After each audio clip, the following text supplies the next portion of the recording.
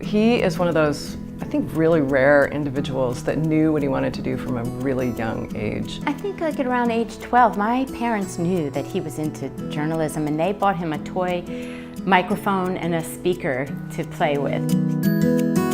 I remember his days in Altoona, and I think Lou Klein got him that first job. His heroes are Walter Cronkite and Peter Jennings and Edward Murrow, and people who really cared about the role of journalism in its check and balance about government power and abuses.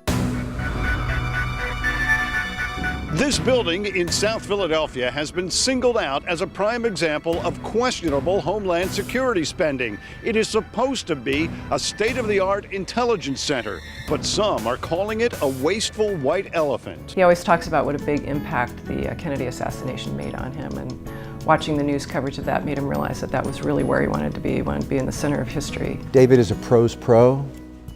He is as reliable can be.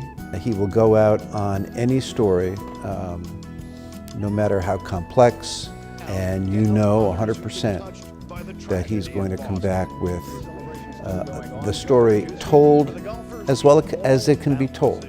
It's funny, the stories that stick out in your mind, but the one that sticks out in my mind, and this was like an "Oh, Dave" story, was when he was interviewing Terrell Owens' agent.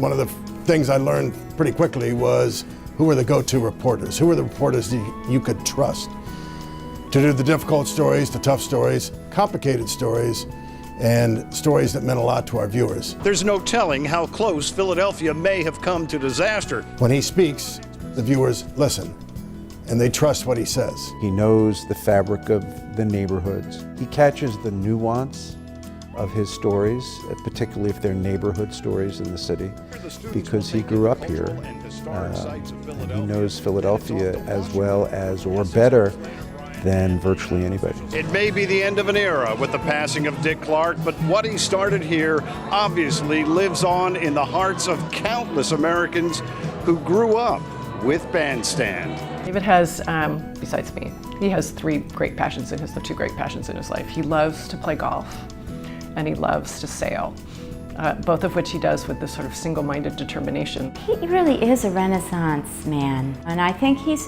pursued a number of creative avenues. I think he's loved his opportunities to cover international stories. He has had the opportunity to be in the Middle East during the First and Second Gulf Wars. He is unfailingly reliable, clear, precise, insightful, all the things that you want a reporter to be. It's hard to imagine that there is a better reporter in Philadelphia than David Henry.